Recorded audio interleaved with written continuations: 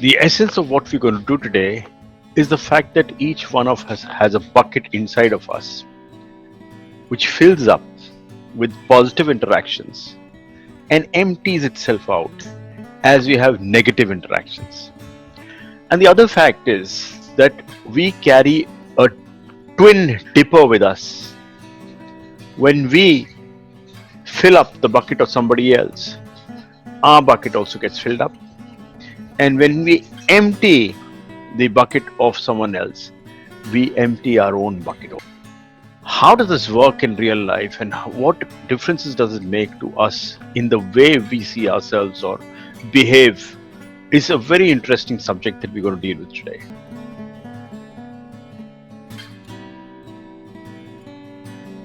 Have you ever wondered why productivity in various teams are different? Why you are happy to see some people and not happy to see some others? I mean, it's a natural thing that you have. You in your mind have this set of people who you're happy to meet and the set of people you just don't want to meet. I put a small roundel next to it, and it's how you can ensure you don't get a divorce after marriage, at least for a reasonable time. Now, why I've said this is because the subject that we are dealing in pertains not only to professional life but also a personal life. And a lot of you were thinking about, oh, it's because of the boss. It's because of the boss and the fact that people don't feel appreciated. That's the number one reason. Whether it's your boss or whether it's the colleagues around you, if I'm not appreciated in an environment, I'd rather leave and find my niche somewhere else than stay in a job where I'm not happy. That our lives are shaped by interactions. Now let me give you an example. You go to the office, or Uber, you go down, and the Uber guy looks at you and gives you a dirty look. That's an interaction. He says something, that's an interaction. You look out and there's this motorcycle wala who's waving or smiling at you, that's an interaction. You come to the gate, there's that security guard who gives you that Jai Hind Sahab kind of a deal, that's an interaction. So our lives are shaped with this interaction that we have every day. Now these could be positive or these could be negative. They are rarely neutral. And the ones that are neutral just pass by. I mean, we don't remember them. And this affects our life, these interactions that we have. And that's where he came up with this concept of bucket and dipper. All of us are ourselves invisible bucket. If we are people who have our buckets full of positive interactions, the one on the left as I'm indicating it, we feel very energized, happy, motivated, positive about life, and we are full of, wow, man. Then there's the second bucket, where it's not full, but it's not empty. So you're like, okay, I mean, it's a normal day, you're not really enthusiastic about things going around. You're going around life and it's normal for you, okay, fine. But the third one is a bit sad. This is the bucket, the person who does not have positive interactions. He's probably been dipped into too much, and this person is going to be negative, he's going to be sad. I'm not saying 100% or 50% or 0%, you could be somewhere. And these levels inside our buckets are constantly changing. But the other side of the story becomes very interesting. Now look at this man. Each one of us not only has a bucket, we also have a dipper. वो कुल्लड़ होता है ना जो पानी निकालते हैं. See the shape of the dipper as I've made this in front of you. When let's say I meet the security guards, he said Jai Hind and और सब ठीक ठाक है मोहन, घर में ठीक ठाक है. What I've done is I've put a little water into his bucket. From here, a positive interaction as we call it. A little water also gets into my bucket. As I fill up the bucket of somebody else, my bucket also constantly fills up. Now the other way is also true. If I take out water from your bucket, what I'm essentially also doing is take out water from my bucket. And he says, Jai Hind Sahab to you, and you, Mohan, तेरे को dress का कोई sense नहीं है, इतना गंदा कपड़ा पहन के आता तुम बेवकूफ कहीं का. Now what have I done? I've taken out some water from his bucket. What it actually does is also takes out your own water. So, as far as you're concerned, it's a constant adding or removing of water or positive interactions from your own buckets, as well as buckets of people in your life. This is about the Korean War. There were a lot of prisoners of war who were captured by the North Koreans. Amazingly, after the war, when the prisoners were freed, 38% of the prisoners had died in the North Korean. One would imagine that they were killed by the North Koreans. It wasn't that. From all the evidences collected by the Americans, there was no cruelty in the camps. There were not even armed wires. There were no armed guards, and people did not even try to escape. There was this psychologist of the army called Major William Mayer, who studied 1,000 POWs. Imagine after they were freed, most of them did not even want to talk to the families on the telephone. They were told, "Bhai, baat kar lo." Didn't even talk. I mean, that was a very amazing incident that happened. And they discovered that the Koreans had used the ultimate war, and that was against the minds of the POWs. A term which they called marasmus, term which meant a disease of extreme hopelessness, passivity, and no motivation. I mean, how did they do it? And then they discovered that the four methods Koreans had used. First of all, was they rewarded people who even informed on their own colleagues. So I am encouraged to go and inform them. Snitch is the word. Those of you who fond of Al Pacino's lecture in Scent of a Woman, where he talks about snitching in his last speech, it makes a lot of sense. So they encourage people to break bonds and start to empty the buckets of each other by informing on each other. The other thing they made a regular feature was every evening they would get all the prisoners together, get a few on stage in front, and ask them to criticize themselves. What is the bad things that they did in life, and what could have they done better? So the first thing, you have to come on top and say something wrong that you have done in life. Everyone's looking at you and saying, what kind of a person are you here? What do they do? Again, empties of each other. The power of recognition and praise. You improve productivity. Your customers are happy with you. Your employees are engaged. You have lesser attrition in the workplace.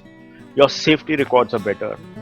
You have more life in ways. If you have these human interactions, as we're calling it, positive human interactions in the workplace, and now take the whole argument and flip it on your side, and imagine a workplace which does not have these and has more of negative interactions, it's going to be absolutely opposite to what we just been talking about. There's a story about the CEO of a very big company, and he had his offices all over the country.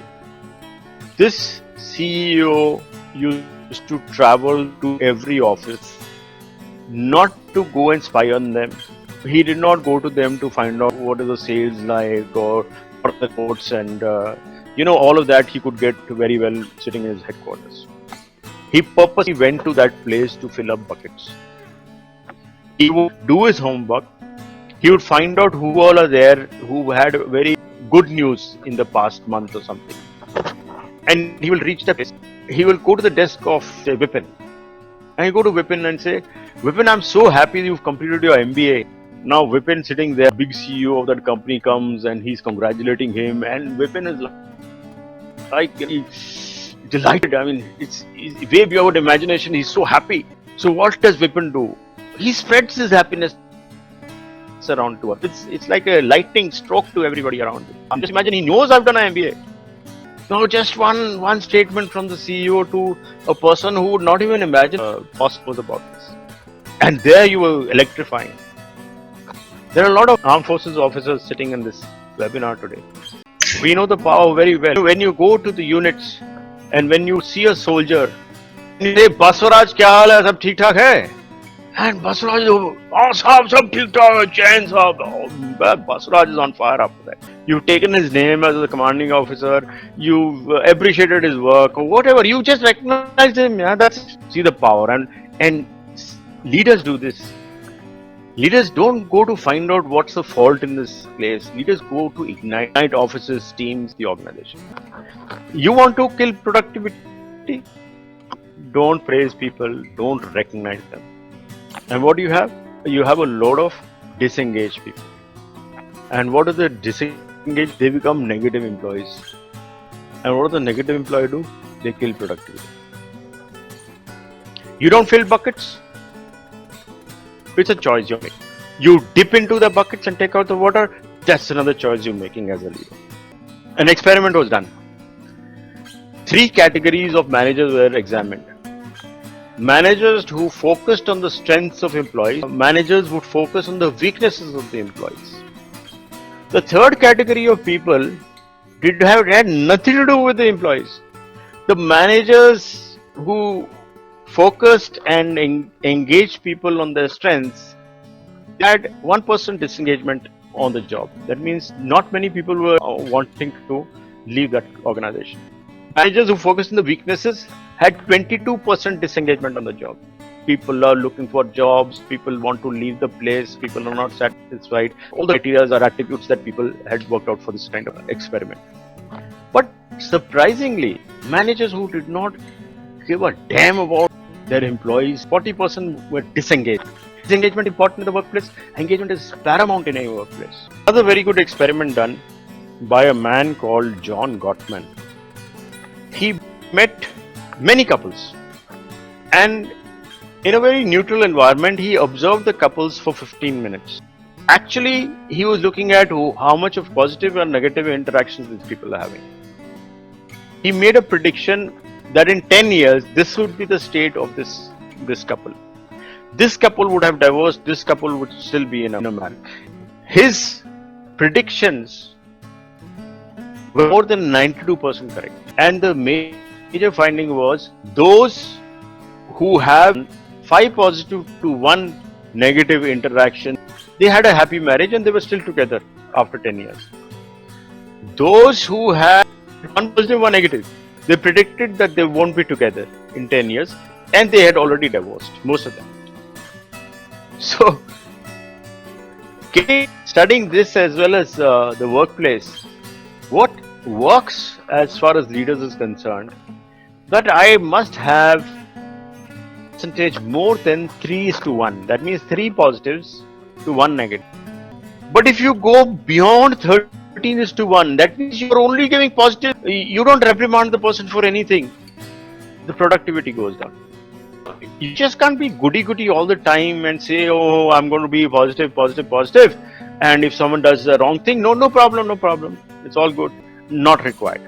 The ratio 5:1 is good. Anything over 3:1 is good. What are we talking about? We are talking about positive interactions. We are talking about filling the buckets versus taking out the water from the bucket. To your life also. If you've been having positive interactions, it makes a difference to how your brain functions, affects your health in such a way. If you've had more positives, you are likely to live 10 years more. And if you've had more negatives, then the stress, the anger, the negativity, all that combines together to take you to the grave 10 years before the positive guide. There are some people who are naturally, positive, and there are some people who are naturally not so positive. So, but that shouldn't stop us from a diet of positive emotions.